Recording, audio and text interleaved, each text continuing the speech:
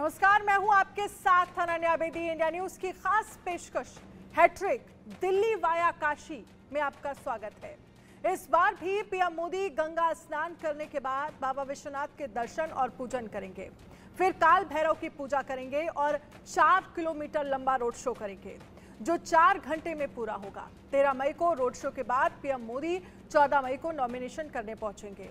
PM Modi के वाराणसी आगमन से लेकर आखिरी चरण में 1 जून को वोटिंग तक और फिर 4 जून को नतीजे आने तक कई शुभ संयोग बन रहे हैं और इन शुभ संयोगों में पीएम मोदी 400 पार सीट सुनिश्चित करने के लिए आगे बढ़ते हुए दिख रहे हैं। 14 मई को नॉमिनेशन के दौरान समर्थ सिद्धि महायोग रहेगा। वोटिंग के दिन चतुर्ग्रही योग बनेगा और नतीजे आएंगे सुकर्मा योग में। ये सभी योग खास स्थितियों पर बन रहे हैं और पीएम मोदी बाबा का आशीर्वाद लेकर अपनी वोट यात्रा शुरू करने की तैयारी कर रहे हैं। इन खास योगों का क्या महत्व है, ये हम आगे आपको विस्तार से समझाएंगे। सप्तमी पर गंगा स्नान, मिलेगा विजय का वरदान। पुष्य नक्षत्र में रवि योग, सर्वार्थ सिद्धि का महायोग। मतदान का चतुर्ग्रही योग, 400 पार का शुभ संयोग। सिद्धि योग दिलाएगा महाविजय, बड़ी जीत का मार्ग तय। महादेव करेंगे जीत पक्की, हैट्रिक दिल्ली वाया यूपी। और हमारे सहयोगी अरविंद चतुर्वेदी इस वक्त वाराणसी में मौजूद हैं। ऐसे में वाराणसी की जनता का चुनाव को लेकर क्या मूड है? Over to you Arvind Chaturvedi. धन्यवाद अनन्या। और हम जिस जगह मौजूद हैं ये क्रूज है प्रधानमंत्री के आने के बाद इसकी जो है शुरुआत हुई है। और मैं आपको ये बताना चाहता हूं अनन्या कि इस समय जो माहौल है वो जबरदस्त है। हमारे साथ बहुत सारे यहाँ पर लोग हैं और लग रहा है आवाज हमारी कट गई है। नहीं, आपकी आवाज आ रही है। मेरी आवाज कट रही है, लेकिन मैं आपको बताना चाहता हूं कि जो हालात है वो बेहद शानदार है। बनारस में बहुत ही जो बढ़िया माहौल है। आप देख रहे हैं हमारे सामने ये गंगा की लहरें आपको दिखाई पड़ रही हैं और मैं आपको ये बताना चाहता हूं कि ढेर सारी पब्लिक भी यहाँ पर हमारे साथ है, उनसे हम बात करेंगे। देखिए इतने सारे लोग हैं यहाँ पे और इन सभी लोगों से हम बातचीत करेंगे कि आखिर क्या माहौल चल रहा है, क्या है, कहां से लोग आए हैं। बहुत से लोगों की मन में इच्छा है। कहां से आए आप लोग? यूएस से आए हैं। तो कैसे प्लान बन गया यहाँ आने का? बनारस आना था तो बहुत ही मतलब सुना है बनारस के बारे में और हमारे पिताजी यहाँ काफी साल रहे हैं तो काफी अलग दिख रहा है बनारस। इसके पहले कभी आना हुआ था बनारस? करीबन 15-20 साल पहले। तो अभी और पहले की शक्ल एकदम बदल गई है, बहुत ही अलग है। और आपको क्या लगता है कि किसका योगदान है? प्रधानमंत्री नरेंद्र मोदी के आने के बाद बनारस बदल गया है 100%। आपके पिताजी कहाँ हैं? पीछे हैं, उनसे बात करते हैं। सर कहाँ से आप आए हैं? कोलकाता से आए हैं। कैसा बनारस इसके पहले कभी आपका आना हुआ था? 39 ईयर अगो आना हुआ था। अभी बनारस कितना बदला लग रहा है आपको? इसके पहले तो आप बनारस आए हैं, आपने उन दिनों को भी देखा है और आज भी देख रहे हैं। लेकिन तरक्की जरूर हुई है, लेकिन तो पॉलिटिकल कैंपेनिंग ज्यादा हो रहा है। अच्छा, पॉलिटिकल कैंपेनिंग ज्यादा हो रहा है। क्या हाल है बंगाल में, क्या चल रहा है? वो पॉलिटिकल बात नहीं करेंगे, कोई बात नहीं, अच्छी बात है। आप कहाँ से आ रही हैं? गुजरात से, आनंद से आ रही हैं। आनंद तो हम लोग दूध के लिए बहुत जानते हैं उनको, है ना? तो यहाँ कहाँ घूम लिया आपने? अच्छा, काशी विश्वनाथ संकट मोचन और ये सब घूम लिया। अच्छा ठीक है, हम लोग अभी फिर से लौटेंगे। एक छोटा सा ब्रेक लेते हैं। ब्रेक इसलिए लेते हैं क्योंकि मेरा फोन जो है कट गया है, मेरी आवाज हमारे संस्थान से नहीं आ रही है। ठीक है अरविंद, आपके पास मैं आऊंगी, आपका फोन हम दोबारा से कनेक्ट करा लेंगे। और भी खास मेहमान हमारे साथ जुड़ गए हैं इस चर्चा में, उनका भी स्वागत है। पवन सिन्हा ज्योतिषाचार्य हमारे साथ जुड़ेंगे, रूपा बुद्धिराजा ज्योतिषाचार्य हैं, निकिता सरीन वाराणसी से हमारे साथ लाइव जुड़ेंगे, अरविंद चतुर्वेदी हमारे साथ बने हुए थे और वो लोगों से बातचीत भी कर रहे थे और आपको ये समझाने की कोशिश भी हम कर रहे हैं कि 10 सालों में खुद ही जो बनारस के लोग हैं वो ये बता रहे हैं कि कितना विकास यहाँ पर हुआ है। चुनाव को लेकर क्या माहौल है, क्योंकि एक बार फिर से तीसरी बार प्रधानमंत्री नरेंद्र मोदी जो हैं वो वाराणसी से उम्मीदवार हैं। ऐसे में 13 को जो रोड शो होने वाला है उसको लेकर क्या कुछ महायोग बन रहा है, किस तरह का मुहूर्त होने वाला है और इसका कितना फायदा 4 जून को होगा, कितना फायदा बीजेपी को होगा, क्योंकि लगातार 400 पार का नारा जो है वो बीजेपी दे रही है। रूपा बुद्धिराजा जी, सबसे पहले मैं आपसे समझना चाहूंगी, क्योंकि 13 मई को प्रधानमंत्री नरेंद्र मोदी जो हैं वो वाराणसी में रोड शो करने वाले हैं। सबसे पहले गंगा स्नान होगा, महाकाल की पूजा अर्चना करेंगे और उसके बाद रोड शो 4 किलोमीटर लंबा। क्या महायोग जो है, क्या मुहूर्त जो है वो 13 मई के दिन का बन रहा है और इस मुहूर्त का कितना महत्व होगा जो 4 जून को देखने को मिलेगा? नमस्कार। देखिए, अगर हम बात करें उस दिन के योग की, योग तो शुरू हो जाता है चैत्र मास के नवरात्रे से, जब ये 1 साल का पूरी हम गणना देखें तो। लेकिन अगर हम 13 मई की बात करें, जो 13 मई को ये चीज़ शुरू हो रही है, इसमें सर्वार्थ सिद्धि योग आ रहा है। प्रधानमंत्री जी का जो कहते हैं ना मूलांक, अगर हम जन्म तारीख से देखें तो भी 8 पड़ता है और 8 प्रधानमंत्री जी के लिए कहीं ना कहीं बहुत इम्पॉर्टेंट है। और जो ये टाइम चल रहा है, जो हम ये नक्षत्र देख रहे हैं जो 13 मई को पड़ रहा है और जो 1 साल से चैत्र मास नवरात्रे से अप्रैल से शुरू हुआ है, जो कि 2025 तक जाएगा। ये जो इस साल का विक्रम संमत 2081 का जो राजा है वो भी मंगल है। और प्रधानमंत्री की बात करूं तो प्रधानमंत्री जी की भी मंगल की महादशा चल रही है। मंगल की महादशा में प्रधानमंत्री जी ने बहुत ऐसे निर्णय लिए हैं, बहुत सारे ऐसे कार्य किए हैं जिनको कोई करने की कल्पना भी नहीं कर सकता था। जो उन कार्यों का, जैसे कहते हैं ना, निर्णय लिए हैं, बहुत सारे ऐसे नए कानून भी बनाए हैं प्रधानमंत्री जी ने।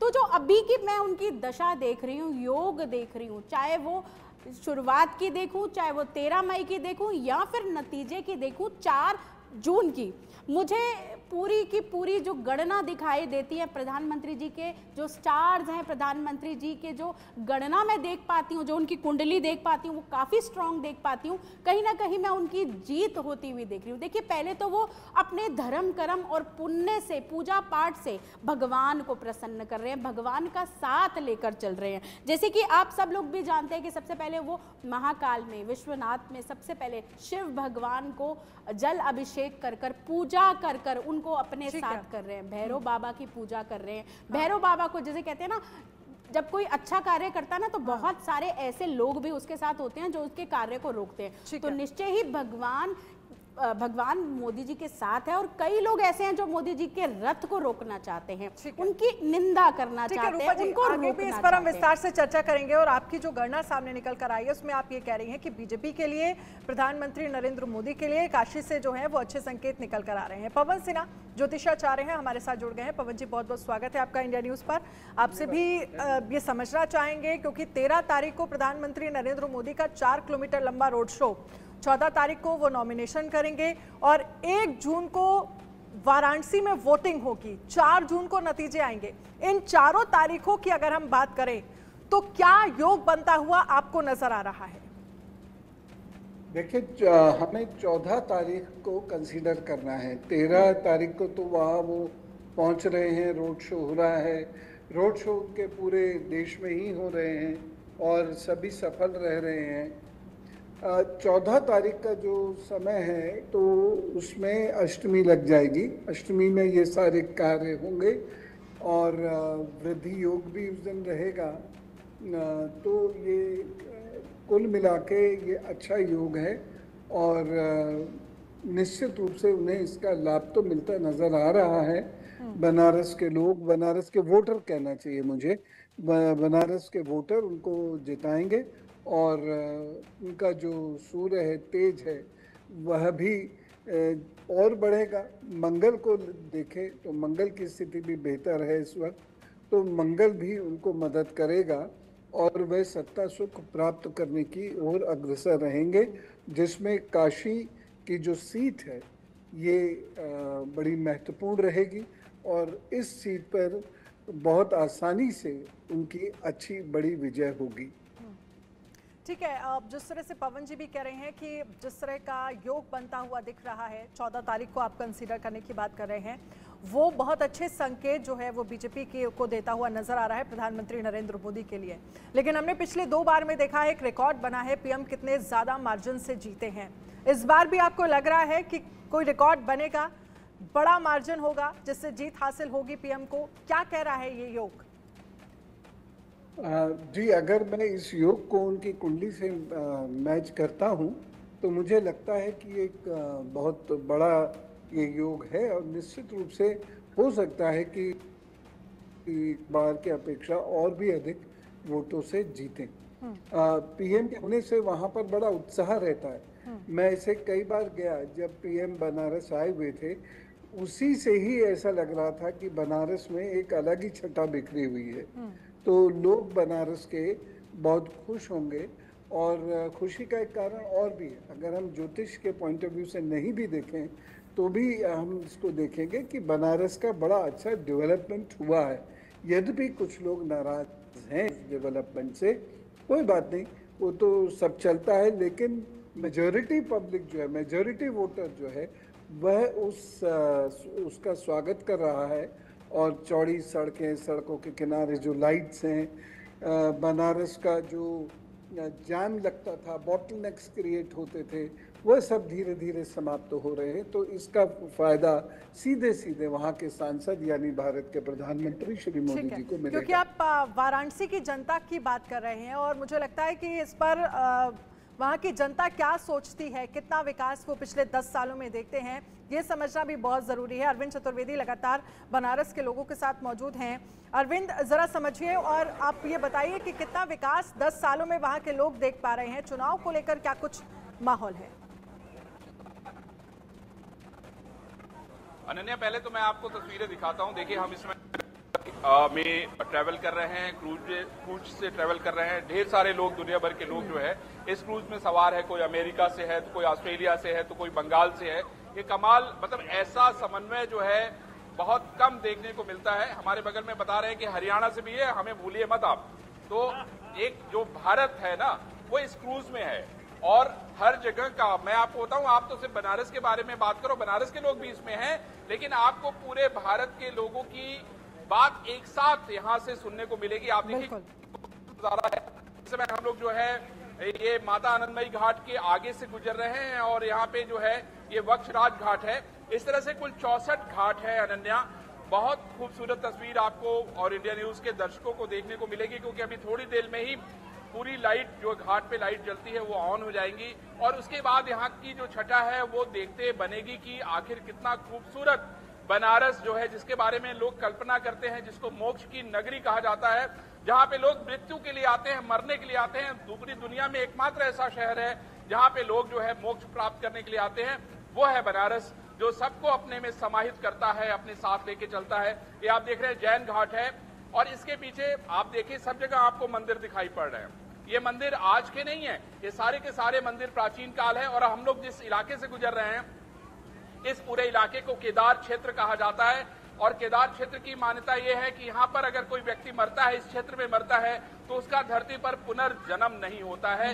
यह है केदार क्षेत्र की महत्ता, यह है इसकी खासियत। यहाँ पे देखिए हम लोग, ये है पंचकोट घाट के आगे से गुजर रहे हैं और ये प्रभु घाट है। यहाँ पे बड़े बड़े महल हुआ करते थे, ये सारे के सारे राजाओं के महल थे अनन्या। और ये महल इसलिए बनवाए गए थे क्योंकि जब वो लोग काशीवास करते थे, उनका परिवार काशीवास करता था, तो वो गंगा नहाने के लिए आते थे और गंगा स्नान के बाद इसका जो बनारस का जो पुण्य है, जो प्रताप है, वो लेके जाते थे। तो बनारस की अद्भुत छटा है, बनारस अकल्पनीय है, अविश्वसनीय है और वो आपको यहाँ पे दिखाई पड़ रहा है। देखिए, ये जो है चेत सिंह घाट, जिसको हम लोग जानते हैं, ये महाराजा चेत सिंह थे। और आपको किनाराम और चेत सिंह का प्रसंग अगर जिसको पता होगा, तब उसको पता होगा कि आखिर चेत सिंह घाट का क्या महत्व है। तो महत्वपूर्ण बात यही है कि बनारस में हर कोई जो आ रहा है, ढेर सारे सपने लेके आ रहा है, उन सपनों को पूरा करने के लिए पूरा दिन भर बनारस में बिता रहा है और ढेर सारी यादें यहाँ से लेके जा रहा है।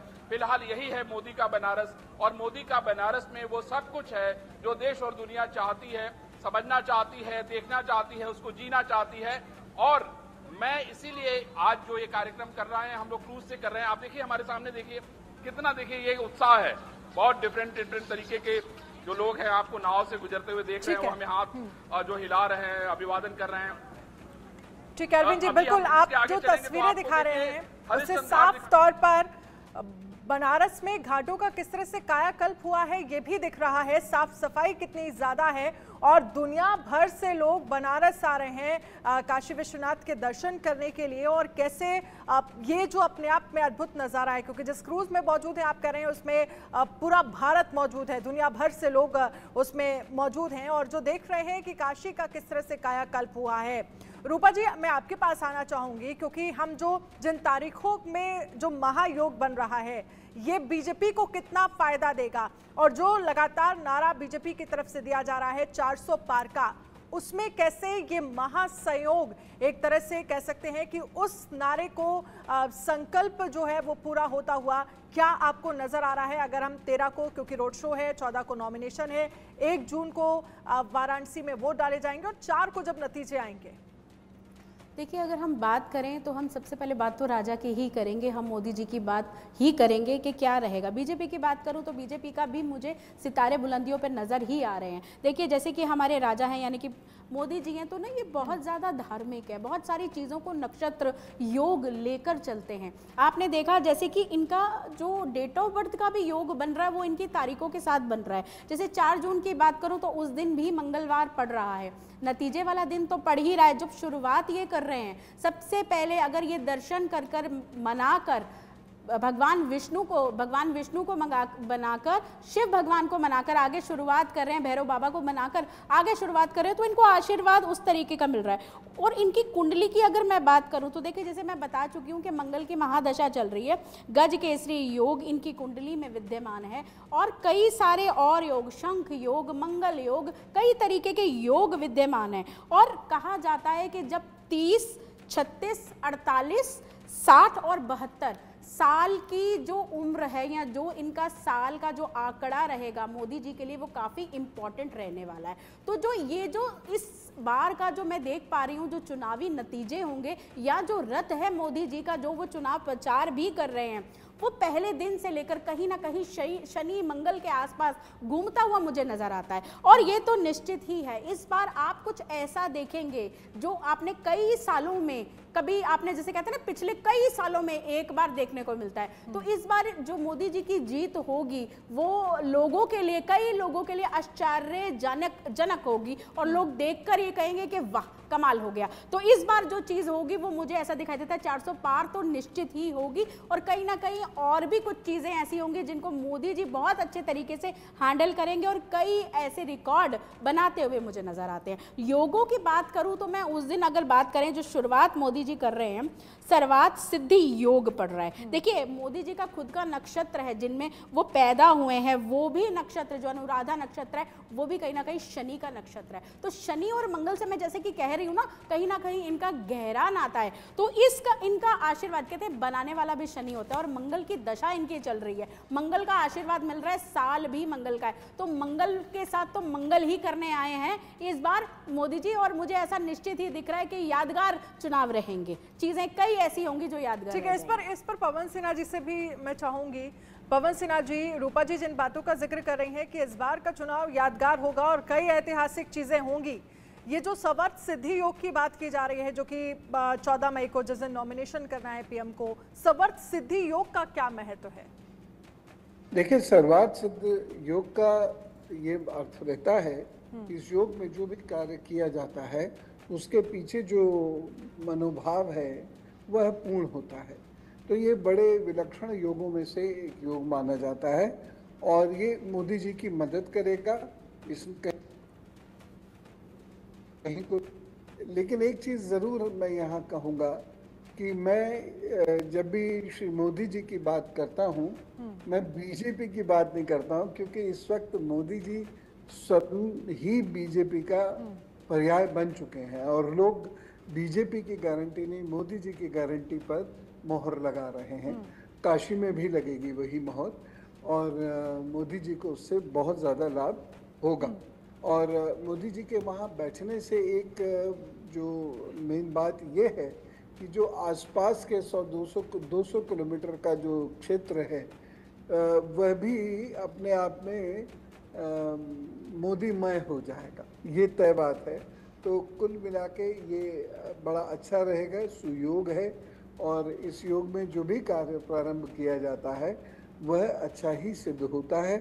और जो मंगल में शनि का अंतर है मोदी जी का, तो वह बाकी जगह परेशानियां उत्पन्न कर सकता है, लेकिन यहाँ चीज़ें एकदम स्मूथ हैं और निश्चित रूप से बड़ी विजय श्री मोदी जी को प्राप्त होगी। और जहाँ तक बात है कि कुछ नया रिकॉर्ड बनेगा, तो देखिए ये इलेक्शन तो ऑलरेडी कई रिकॉर्ड बना चुके हैं, कांग्रेस के कई रिकॉर्ड बन गए हैं, आप पार्टी के कई रिकॉर्ड ऑलरेडी बन चुके हैं जी। तो हो सकता है कि एक रिकॉर्ड और बड़ा। बिल्कुल पवन जी, आगे मैं आपसे ये भी समझना चाहूंगी, जो सर्वार्थ सिद्धि योग है, ये जो नारा पीएम खुद दे रहे हैं 400 पार इस बार बीजेपी क्रॉस करेगी, इसमें कितना सहयोग करता हुआ नजर आएगा? लेकिन एक बार हम फिर से अरविंद जी के पास चलते हैं, क्योंकि जब हम वाराणसी की बात कर रहे हैं, जब हम पीएम की बात कर रहे हैं, तो बहुत जरूरी हो जाता है कि वहां की जनता के मन में क्या है।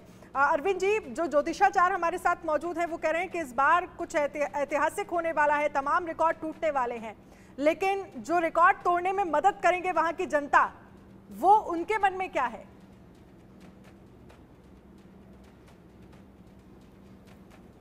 जनता है ना, उनसे सीधे बात करते हैं और आपको सुनाते हैं। देखिए हमारे साथ बहुत सारे लोग हैं। क्या नाम है आपका? मेरा नाम सौरभ गुप्ता है। सौरभ, कहाँ से आप आए हैं? कहाँ रहते हैं? गाजियाबाद से हूँ। गाजियाबाद से हैं। अच्छा, क्या होने जा रहा है, मतलब इस बार के इलेक्शन में 2024 में जिस तरह से जो नारा लगाया गया है कि अब की बार 400 पार, कैसे होगा 400 पार? 400 पार ही है, मोदी जी का काम बोल रहा है काम। बिल्कुल, मोदी जी ऐसा काम कर रहे हैं कि पूरी दुनिया देख रही है, हिंदुस्तान पूरी दुनिया देख रही है। पूरी दुनिया देख रही है, गजब। बिल्कुल। गाजियाबाद में जीत रहे हैं आप लोग? गाजियाबाद में 100%, गाजियाबाद में बहुत भारी मतों। अच्छा, बनारस को मोदी जी ने कैसे बदला है? बनारस का तो पूरा आप ये समझ लो, पूरा कायाकल्प हो गया। कल्प हो गया, पूरा कायाकल्प हो गया। बनारस हम पहले बचपन में आए थे और आज तब के बनारस में और आज के बनारस में बहुत अंतर है। देखिए आपको मैं जरा गंगा आरती अनन्या दिखाता हूं और लोगों से फिर बात करता हूं। ये सामने देखिए, ये दशाश्वमेध घाट के सामने से हम लोग गुजर रहे हैं और यहाँ पे अभी थोड़ी देर में गंगा आरती होगी। जब हम उधर से क्रूज से राजघाट से लौटेंगे तो गंगा आरती अपने पीक पे होगी। ये है दशाश्वमेध घाट, अहिल्याबाई घाट के आगे से हम लोग बढ़ रहे हैं। अहिल्याबाई होलकर जिन्होंने काशी विश्वनाथ मंदिर में भगवान विश्वनाथ को सोना चढ़ाया था, और मैं आपको बताऊं कि महाराजा रणजीत सिंह, उन्होंने सोना चढ़ाया, और उसके बाद जो तीसरे व्यक्ति हैं जिन्होंने सोना चढ़ाया वो है प्रधानमंत्री नरेंद्र मोदी। तो मैं आपको बता दूं कि किस तरीके से बनारस में काम हुआ है, उसकी बानगी जो है इंडिया न्यूज दिखा रहा है। ये देखिए बगल में राजेंद्र प्रसाद घाट है। आप अक्सर जब देखती होंगे प्रधानमंत्री नरेंद्र मोदी आते हैं तो इसी घाट से गंगा आरती देखते हैं। ये वही घाट है, उस घाट के सामने से हम गुजर रहे हैं। ये है राजेंद्र प्रसाद घाट, और लोगों का हुजूम जो है आप देख रहे हैं कि आखिर किस तरीके से लोग जो हैं गंगा आरती देखने के लिए बहुत इत्मीनान से बैठे हुए हैं, अपने मोबाइल फोन को लेके वीडियो बनाते हुए। ये देखिए आपको सिर्फ लोग ही लोग नजर आ रहे हैं। ये है राजेंद्र प्रसाद घाट, और यहाँ का गंगा आरती पूरी दुनिया भर में जो है वो प्रसिद्ध है। आप देखिए कितने सारे लोग हैं अनन्या, आप देखिए कितने सारे लोग हैं। इसके आगे हम काशी विश्वनाथ कॉरिडोर भी आपको दिखाएंगे, जहां पर आप नाव के जरिए, स्टीमर के जरिए बहुत आसानी से 10 से 15 मिनट में जो है बाबा विश्वनाथ के दर्शन के लिए पहुंच सकते हैं। तो ये सारा बदलाव जो हुआ है नरेंद्र मोदी के आने के बाद हुआ है।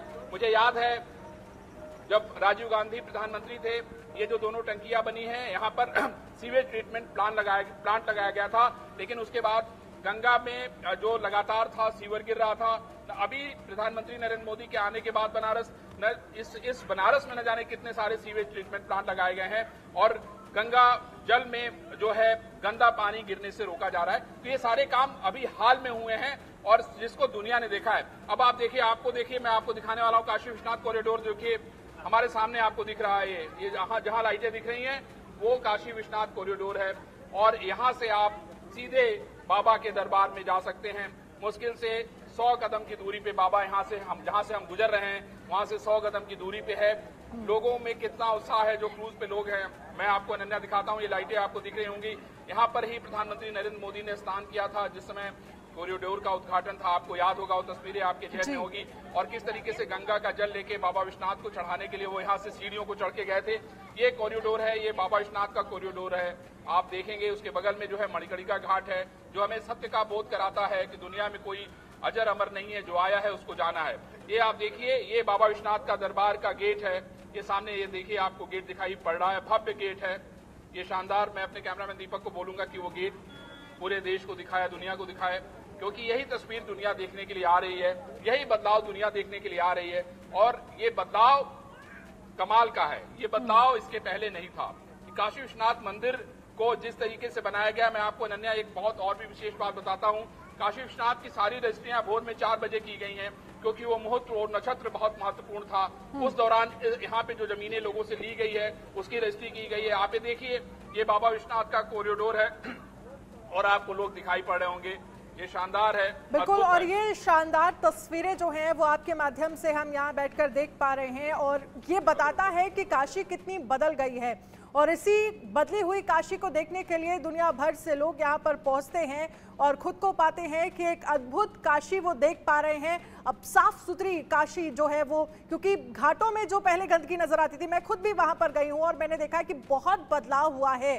पवन जी, ये बदलाव जो है वो बहुत हद तक काशी की जो जनता है वो प्रधानमंत्री नरेंद्र मोदी के फेवर में जाती हुई नजर आती है, क्योंकि जब आप कहीं से सांसद चुनकर आते हैं और आपसे पूछा जाता है कि आप जहां से सांसद हैं वहां की तस्वीर क्या है, तो काशी बहुत बदली हुई दिखती है। जी, और काशी के लोग से आप अगर पूछेंगे जाके, तो अगर वो मोदी जी का फॉलोअर नहीं भी है तब भी वो इस बात को कहेगा कि विकास तो हुआ है। रेलवे स्टेशन से लेकर अब BHU पहुंचना आधे से भी कम समय पे होने लगा है।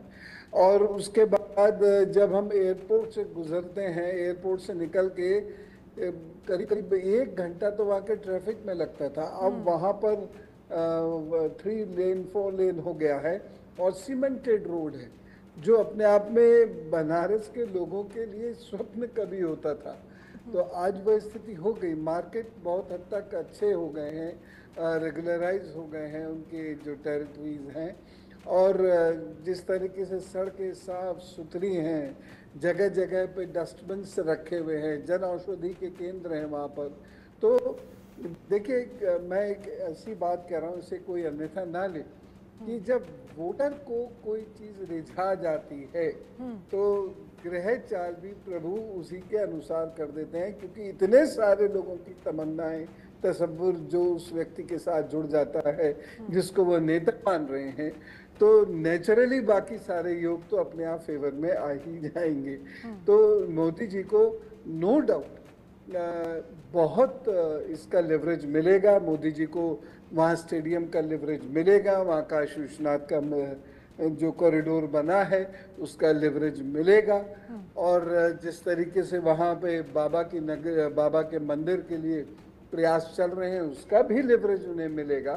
तो कुल मिला के देखा जाए तो वहाँ की जो जनता है उस पर मोदी जी का बड़ा प्रभाव है, और उसका फायदा प्रधानमंत्री जी को मिलेगा। किसी भी सांसद को, किसी भी नेता को मिलना भी चाहिए अगर उन्होंने काम किया है तो। बिल्कुल, जिस तरह से आप कह रहे हैं कि फायदा मिलना भी चाहिए, और हमने देखा भी है रोड शो जब भी पीएम यहाँ पर पहुंचे हैं, एक अलग ही उत्साह जो है वो बनारस की जनता में नजर आता है। कैसे लोग यहाँ के लोगों के साथ खुद को कनेक्ट कर पाते हैं ये भी हमने देखा है। लेकिन पवन जी, एक चीज़ और आपसे समझना चाहेंगे, पीएम की राशि है वृषभ, और ऐसे में जब 1 जून को वोटिंग वाराणसी में होगी और जब 4 जून को सभी राज्यों के नतीजे जो हैं, सभी लोकसभा सीटों को लेकर जो नतीजे सामने आएंगे, तो क्या बड़े सहयोग बन रहे हैं अगर हम राशि के अनुसार बात करें?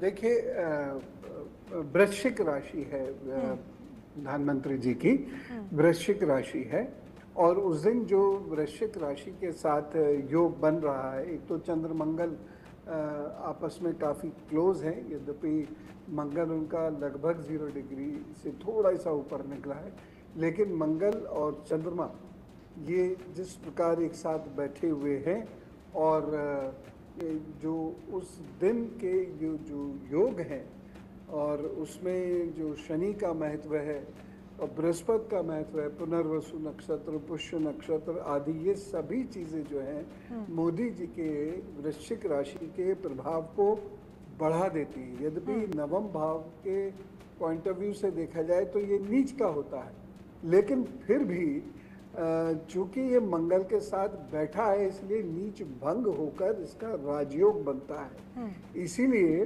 वह विजयी होंगे ऐसा तय है। और जो षष्ठेश है वह स्वयं मंगल है, तो मंगल षष्ठेश होकर लग्न में बैठे होने की वजह से एक स्थिति जो बड़ी अच्छी रोचक योग की ये बनाता है वो ये है कि जो दुश्मन है वो डिफीट ही मान लेंगे, पहले वो लोग डिफीट मान लेंगे। तो ये योग जो उस दिन बन रहे हैं ये काफ़ी अच्छे योग है और उनके लिए बहुत फेवरेबल।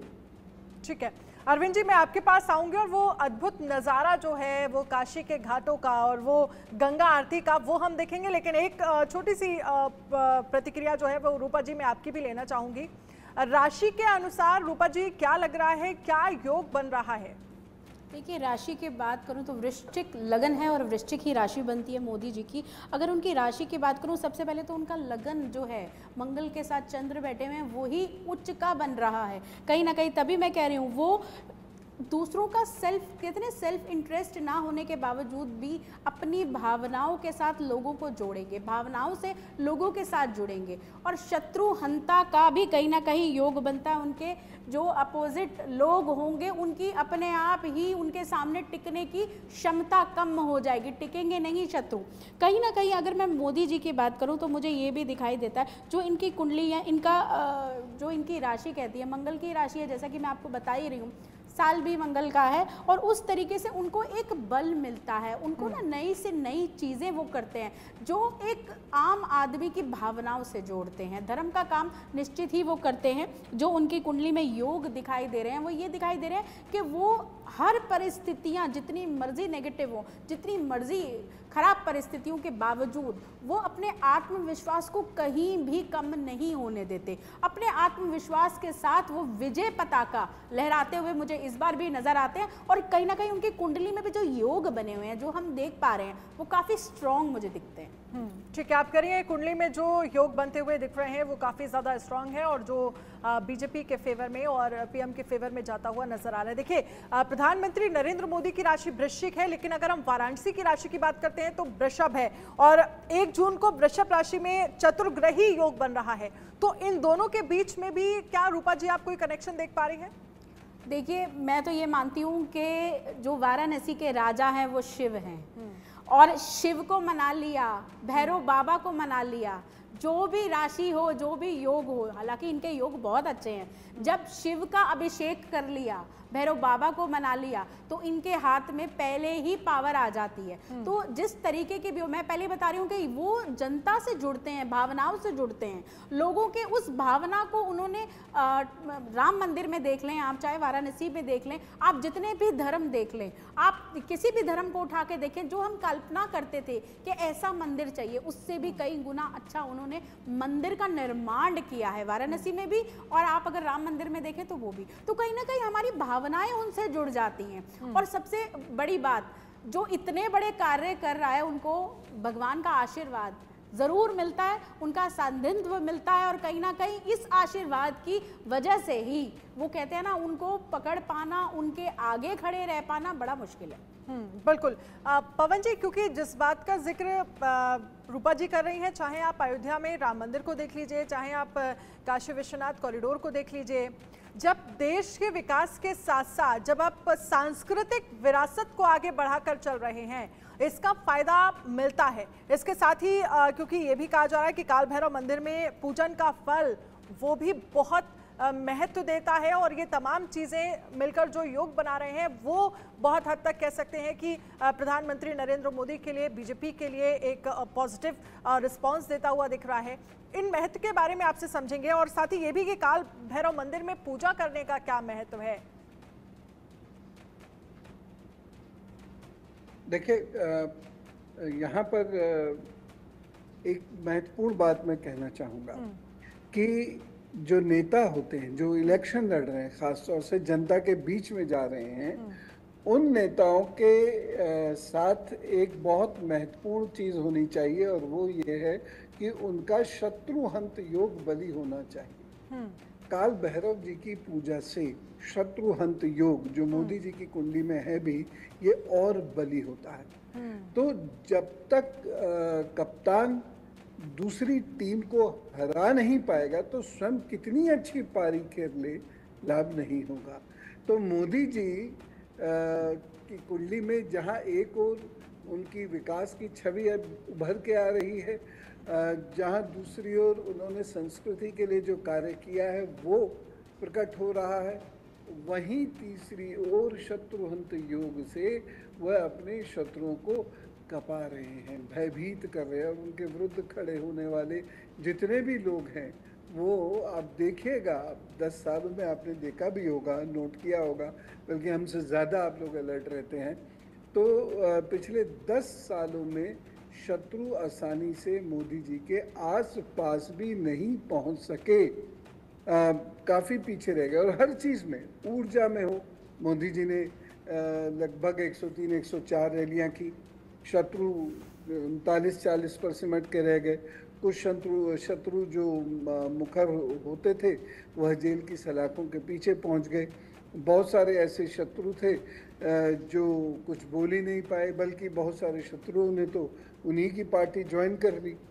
तो इस प्रकार से ये जो योग है काल भैरव की पूजा से, यह योग बली होता है। किसी के लिए भी ये बहुत महत्वपूर्ण अवसर होता है कि वह काशी जाएं और काशी के कोतवाल से यानी काल भैरव जी से मिले और काल भैरव जी के पास बैठकर साधना करें और प्रसाद आदि चढ़ावें। जरूरी नहीं कि सुला ही खाई जाए, प्रसाद कोई भी उनको अर्पित किया जा सकता है, भेंट की जा सकती है।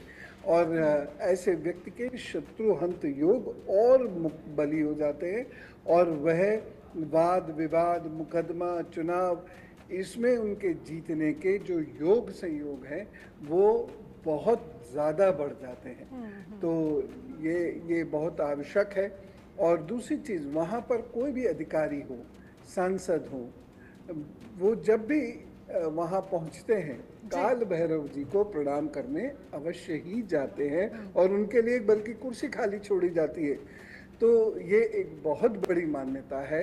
और ये मान्यता भी है कि जो भक्त काशी जाते हैं, अगर काशी विश्वनाथ दर्शन करने के लिए जा रहे हैं तो वो काल भैरव जरूर जाते हैं और वहीं से इजाजत लेकर ये कहा जाता है कि काशी विश्वनाथ जाया जाता है।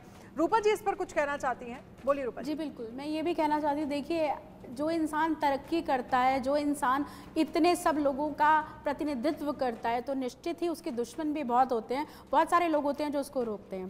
काल भैरव की पूजा करना, कलयुग में भैरव की पूजा करना सबसे ही ज़्यादा श्रेष्ठ मानी जाती है। और खासकर शत्रुओं को नाश करने के लिए अगर आप काल भैरव की पूजा करते हैं तो शत्रु कहते हैं ना, कांपते हैं आपके आगे, शत्रु आपके आगे खड़े नहीं रह पाते। देखिए हमने बहुत सारे लोग देखे, अभी से नहीं, प्रधानमंत्री तो काफी टाइम पहले से योग, जप, तप, केदारनाथ, आपने बहुत जगह देखा होगा, हर धर्म के स्थान पर प्रधानमंत्री ने अपना योगदान दिया और योग किया है वहां पर।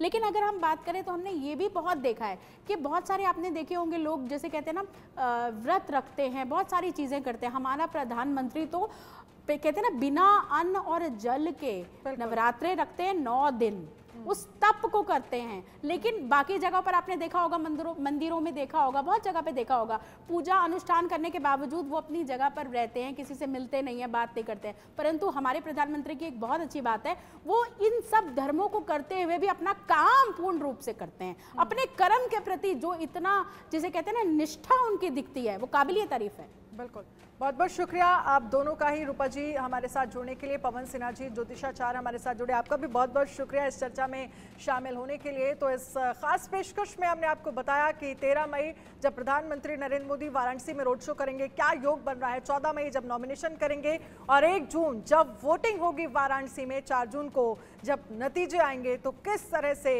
ये पूरा योग जो है वो प्रधानमंत्री नरेंद्र मोदी के लिए बेहद खास माना जा रहा है।